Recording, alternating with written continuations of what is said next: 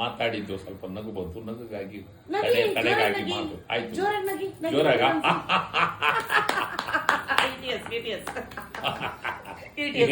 ಬಾಲು ಹಳೆ ಗಿಳಿಯ ಬಂದ ತಕ್ಷಣ ನೋಡಿದೆ ನಾನು.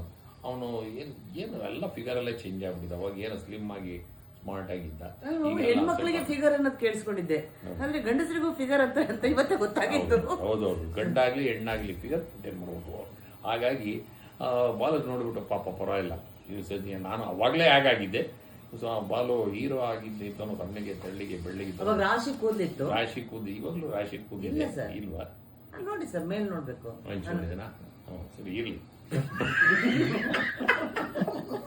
ಸರ್, ತಲೆ ಮೇಲೆ ಸರ್ ಹೇಳಿದ್ದು. ಸರಿ, ಈಗ ಆಮೇಲೆ ಬಾಲು ಆಯ್ತು. ಆಮೇಲೆ ನಮ್ಮ ಅವರ ಮಡದಿ ಏನಾದ್ರು ಕ್ಯಾರೆಕ್ಟರ್ಸ್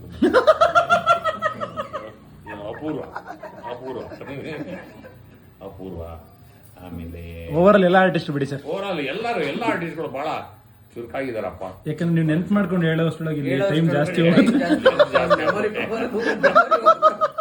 ಹೊಸ ಫೋನ್ ಬೇರೆ 2 ಲಕ್ಷದ್ದು ನಮ್ದಲ್ಲ 2 ಲಕ್ಷದ್ದು. ಇಲ್ಲ ಇದು ವಿಡಿಯೋದಲ್ಲಿ ರಿವೀಲ್ ಮಾಡಬೇಡ, ಕಟ್ ಇದು ಬೇರೆ ಹೇಳಂಗಿಲ್ಲ 2 ಲಕ್ಷ ಅಂತ. ಆಮೇಲೆ ಇನ್ನೇನು ಸಮಾಚಾರ? ಏನು ಇಲ್ಲ. ಕೊನೆಯದಾಗಿ ಒಂದು ಪ್ರಶ್ನೆ ಸರ್, ನಿಮ್ಮ ಮೂಗಿನ ಗೌಪ್ಯತೆಯನ್ನ ತಿಳಿಸ್ಕೊಡಿ. ನೀವು ಅದೆಲ್ಲ ಗೌಪ್ಯತೆಯನ್ನ ಯಾವತ್ತು ಬಹಿರಂಗವಾಗಿ ಎಲ್ಲ ಕೇಳ ಸರ್. ನೀವು ಅದು ಮೂಗ್ ಸುರೇಶ್ ಅಂತಾನೆ ಬಹಿರಂಗ ಆಗಿರ್ಬೇಕಾದ್ರೆ ಇನ್ನ ಗೌಪ್ಯತೆನ ಏನ್ ಕಾಪಾಡ್ಕೋತೀರಾ? Reveal it. ಗೌಪ್ಯವಾಗಿ ಇರ್ಬೇಕು ಹೊತ್ತು ಹೊರಗಡೆ ಆಗ್ಬಿಡ್ಬೇಕು. ಮೂಗ್ ಕಿತ್ತು ಕೊಡಿ ಅಂತ ಹೇಳಿಲ್ಲ ಸರ್.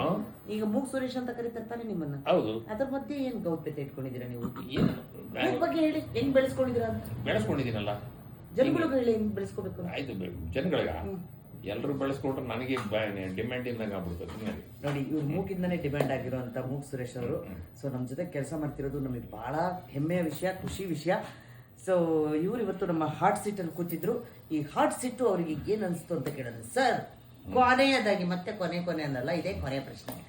ನನ್ನ ಹಾಟ್ ಸೀಟ್ ಅಲ್ಲಿ ಈ ಹಾಟ್ ಸೋಫಾದಲ್ಲಿ ಸಾರಿ ಹಾಟ್ ಸೀಟ್ ಅಲ್ಲಿ ಕುತ್ಕೊಂಡಿದ್ದು ನಿಮ್ಗೆ ನೋಡಿ. ನೀವು ಪದೇ ಹಾಟ್ ಸೀಟ್ ಅಂದ್ಬಿಟ್ಟು ಹೇಳ್ಬೇಡಿ. ಯಾಕೆ ಸರ್? ನಾವು ಹೀಟ್ ಆಗುತ್ತೀವಿ ಸರ್. ಇದು 18+ ಶೋ ಅಲ್ಲ ಸರ್? ಸರ್ ಇದು ಬೇಡ ಅನ್ಸುತ್ತಾ? ಇಲ್ಲ, ಬೇಡ ಅಲ್ಲ ಸರ್. ಈ ಹಾಟ್ ಸೀಟ್ ಅಲ್ಲಿ ಕುತ್ಕೊಂಡು ಹಾಟ್ ಒಂದು